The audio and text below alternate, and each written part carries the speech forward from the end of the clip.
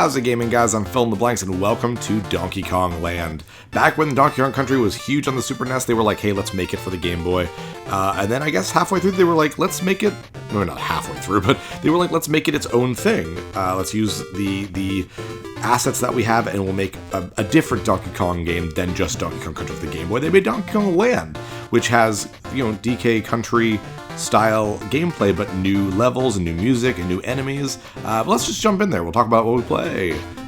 I love that 3D look to that token. That looks fantastic. So yeah, it is a Game Boy game.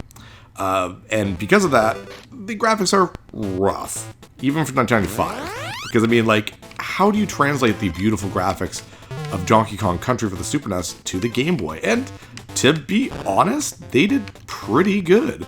I mean, this could look a lot worse. A lot worse, and it could move a lot slower, but, like, look at that, there's full frames of animation for the characters, even, like, I guess they don't turn around with any animation. Oh, there we go, see, like, that's pretty good. Not bad at all. Now, the original version of this game was black and white, with some light Game Boy, Super Game Boy colorization, but really it was just your characters would appear red, and all the areas would just be kind of overlaid in a single color, so it wasn't really a big thing. Oh, well, I'm dead. Whee! Hey, Diddy. But this is a ROM hack, or a patch, I guess, for this game called Donkey Kong Land DX, basically is what people call it. And it gives the game a Game Boy Color look to it. And this looks fantastic. Like, they did a great job. It looks a million times better just because of the color. Like, they didn't change the sprites or anything. This is just colorization. There are a couple other quality of life stuff that we'll get into, but this looks great. Because on the original Game Boy, it was just difficult to see who your characters were, what anything was, because a lot of this, when it's all one color, when it's just black and white, or, gray if you're playing on the original Game Boy, or not gray, green, then it was just hard to tell what anything was. This is really good. Like, very, very well done. Very impressive. Now, the patch also does a couple extra things, like at the bottom right, you can see this little DK barrel. That's not in the original game. So you wouldn't know if you actually had Diddy or Donkey on, like, backup, which is kind of weird that they didn't think to do that in the original version of the game. And the levels of the game do have names, but they're not in the game. They're just in the manual, I guess. But this patch actually adds the name of the level to the map. It also gives you, like, a best time thing, which is actually really cool. You didn't need to do that. That's pretty neat. So, other than that, the game is pretty much identical. Like, physics and whatnot is all the same as it was. And you can see we have the exclamation mark around above the level. Yeah, talking. To let us know that we did 100% that level. So, freezing fun. Here we go. But no, they did a great job with this game. I played this game a lot when I was a kid. I wouldn't say a buddy of mine. One of my neighbors who, I guess an acquaintance, I mean, we lent each other games because we were next door neighbors, so it was just easy to be like, I have this game, do you want this for that for like a little while? And I'm like, yeah, sure. Yeah, nothing over there. And he had Donkey Kong Land, and I would borrow it, he'd borrow various games of mine, and I used to play this a lot because I thought it was really, really fun because I didn't have Donkey Kong Land growing up. But they did a really good job. The game plays, almost. The game plays really well. As you can see, it plays fairly decently. It's not as perfect as Donkey Kong Country, but I mean, for a Game Boy game, this is pretty good. Damn. Though I find it is more difficult. There's not a lot of screen real estate, as you can see. It is a Game Boy game. And the later levels do get genuinely difficult. I remember this game being much harder than Donkey Kong Country, which that's fine by me. Gotta have a little bit of challenge in your life, right? Well, I could just run right into that friggin' beaver. Or naughty, as I guess they're called. But no, I think they did a good job. Weirdly enough, there is a Donkey Kong Land 2 and 3, but they actually don't do a whole lot with them compared to this one. This one is, like I said, it is not Donkey Kong Country for the Game Boy. It is its own thing with its own levels. I mean, we're on the second level. We're already in the Ice Mountains, and that was not at all in the original game. But Donkey Kong Land 2 and 3 do much less to differentiate themselves. Should I go down here for anything? Nope. Yeah, they do much less to differentiate themselves from the original Super NES games, which is kind of a shame, because this one just does a really good job of standing on its own 2 feet. So, good job on them for that. And was that everything? The Kong letters, by the way, they don't give you a life. They actually let you save. That's your save point. So there's no Funky Kong or Candy Kong or any other save mechanics. It's just getting Kong in the level, so. But, you know, it does it really well. Oh, now it's nighttime. Very cool. I debated playing this on the Game Boy, like the original Game Boy version, and in fact, I actually had 2 episodes fully recorded until I remembered that this version of the game existed. And I figured, well, unless the patch, like, completely upends the feel of the game, like, then I'm okay with playing it. Like, all this does really, is, when you get down to it, is add color. So it just makes the game look better for you guys, but the actual game itself doesn't change. So I'm okay with playing that stuff. We did basically the same thing with Super Mario Land 2 last year, where we did a Game Boy, or a color version of it. So if I can find colored version of Game Boy games as I play, I'll do that. I missed that balloon way over there. As long as, like I said, it doesn't change the heart of the original game, which I think this does a great job of keeping the identity of the original game very, very intact. So good job. Very, very good job.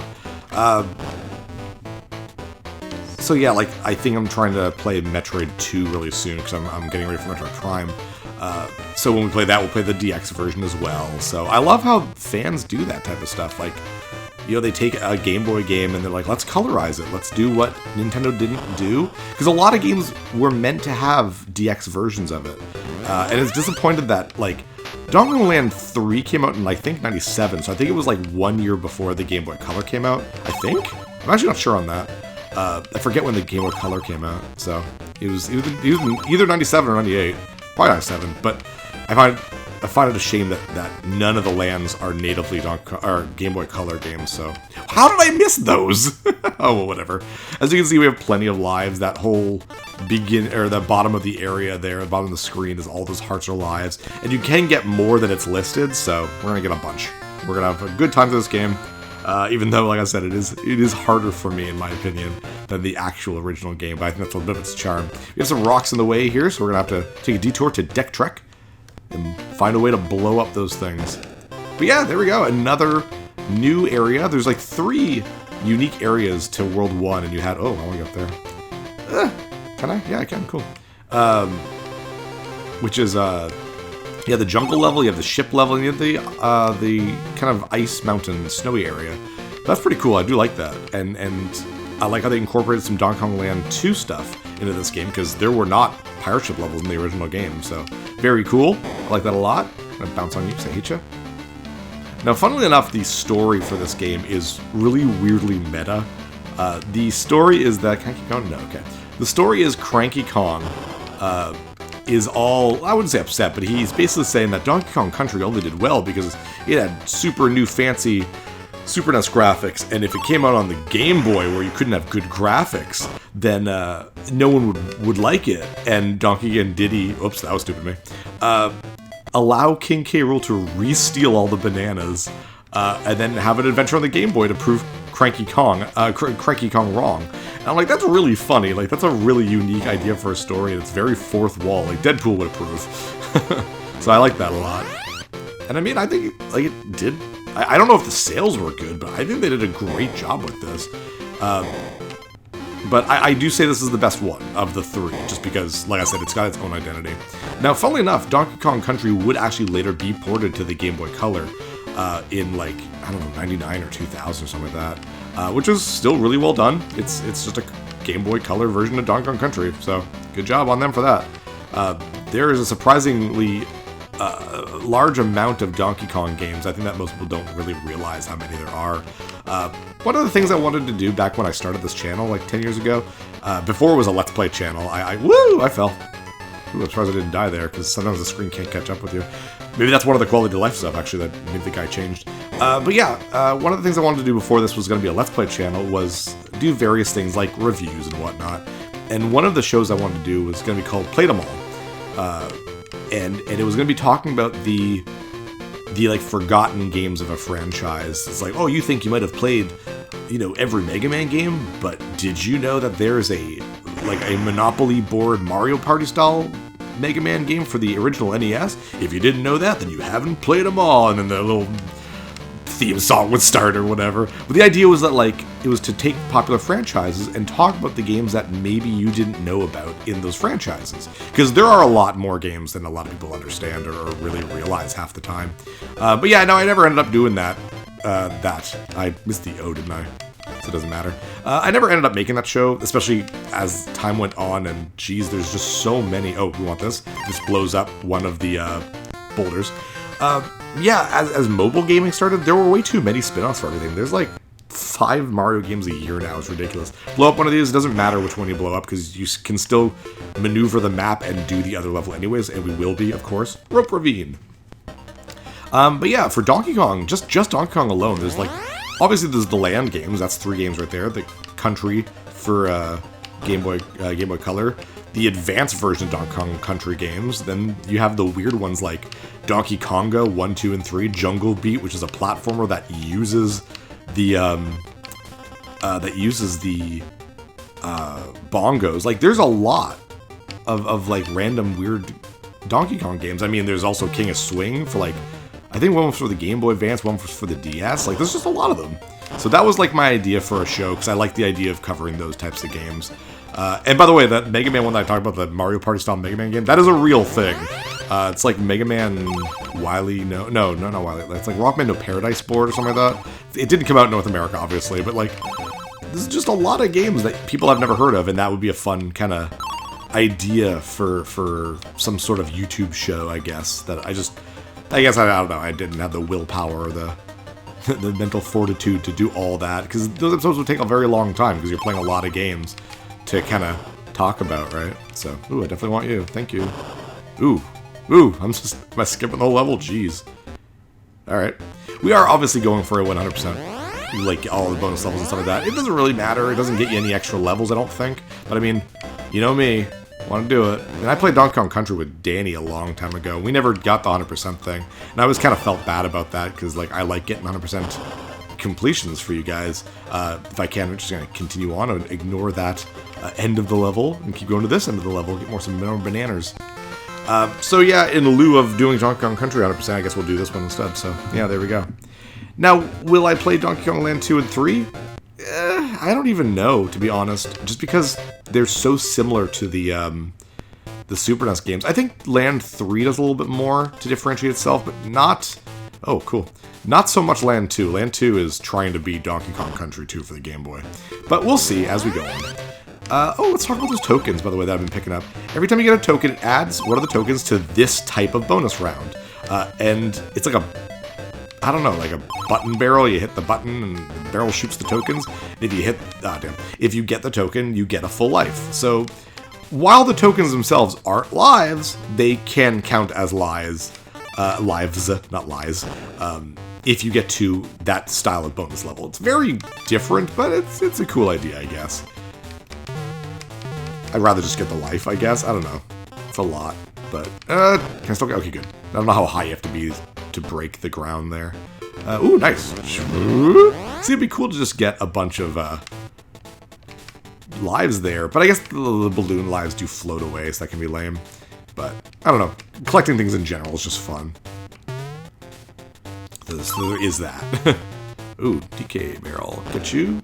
Just like just like in Donkey Kong Country, only Donkey Kong can kill certain enemies because he's the bigger, stronger guy, and Diddy is faster and whatnot. So, oh wow, what a bonus round that was! Thanks. Yeah, the bonus rounds are very they're not very involving in this version of the game. Oh god, whew. But this still, like I said, it's still fun. I really do enjoy this. I like it when the portable version of a game is different than the home console version of the game. And because of the whole, like, you can save pretty much anywhere as long as you get the KONG letters, it means that this game is really, like, friendly for portable play. And, I mean, that's the whole point of the Game Boy back in the day. And I think that's one of the reasons why machines like the PSP and the Vita, as amazingly fun... Oh, how do I keep missing that? As amazingly fun as those machines are, like, they're very well done machines, and there's some great games on them. They're not portable friendly, like, at all. It is nice that by a lot, I mean every single machine nowadays has a sleep mode, and that is definitely a big deal for the PSP to have. And and the Vita and whatnot, and that's very cool. But there's something about being able to save. I get stopped by that, like, that tree up there. I'm surprised I even made that this time. But yeah, it's not just the ability to stop playing, it's the ability to save your progress and do something else, which is important. Like, I don't know about you guys, how many times has anyone out there put their DS or whatever on sleep, and then when they pick it up, press the power button out of habit, because they were about to turn the machine on, and that ruins their game. Because that's just, like, that's one of the things I do a lot. Kate and I have done that to each other by mistake on the Switch because we're stupid. We don't pay attention sometimes, so sometimes it's just like, you need a way to save immediately. Weirdly enough, I'm replaying Final Fantasy VII Remake, and it does a great job of literally being able to save anywhere as long as you're not in a story sequence, and that's really good. Thank you, Final Fantasy VII Remake. Because, like, certainly didn't need to do that. Most Final Fantasy games have the whole save point thing. But I think we're at a point now where, like, with video games, where it's like, ooh, nothing down there, okay. Where I'm sorry, you gotta have ways to save anywhere. Don't adhere to those kind of old school mechanics that just because it worked when we were younger, it works now. And being able to save anywhere is a big deal. Mind you, there is autosave nowadays, which I personally don't trust half the time, but at least it's there. Like, I might not trust it, but most people do, I think. I have no idea if people actually trust the autosaves in most games. But the fact that it's there at least means that there's an option, so. I don't know where we're going. Oops, I ran right into that snake. I don't want to miss any bonus rounds either, because I don't want to start the level over again for next episode, because this will be the last level we do today. Oh, got you, haha. And I remember this one, because I go to the left again. There we go. I feel like I missed one, though. Ooh. Shoot me to the left. Ooh, whoa! This is the kind of weird-looking city levels. There's some brand spanking new styles of levels in this game, which is very, very neat. I've always liked that. We see them later in the game. Right now, they're just kind of like, oh, they're kind of used to this stuff. And maybe the ship levels weren't in Donkey Kong Country 1. They were in Donkey Kong Country 2, so they're like new, but they're not new, but I think it's a great idea to have them. Definitely want you. Hey, avoid those snakes. If you can see the top of the ropes, the snakes can't come down them, but you always want to be careful regardless. Oh, geez. Do I want to go down here? Is there anything down here? Oh, geez. Oh, my gosh. I don't want to go up. Ooh, this looks super dangerous. Oh, that's nothing. Oh, that's really lame. Well, I guess we'll just go down. Oh my gosh. Get away from me, everyone.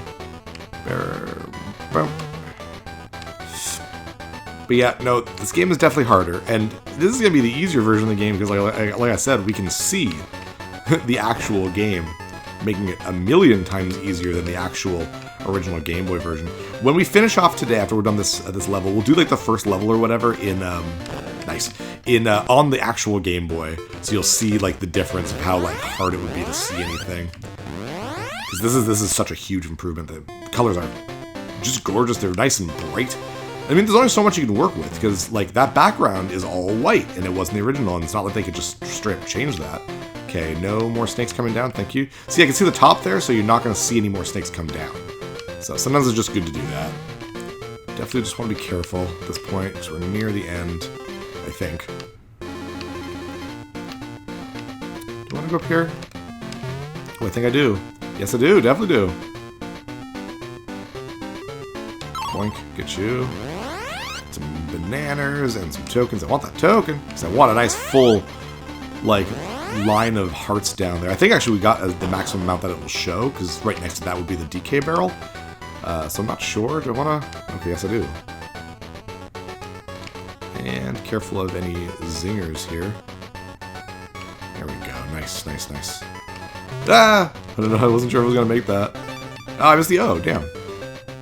No more snakes. No! Careful. We're right at the end, I think. Yes. I don't know if we missed anything, but we'll find out in a second, I guess. Good enough. Good enough, I guess. I don't know. Did we get it? Yeah, all awesome. Well, next episode we'll start with Congo Carnage. I'm Fill in the Blanks. Oh, and here's what the original game actually looked like on Game Boy.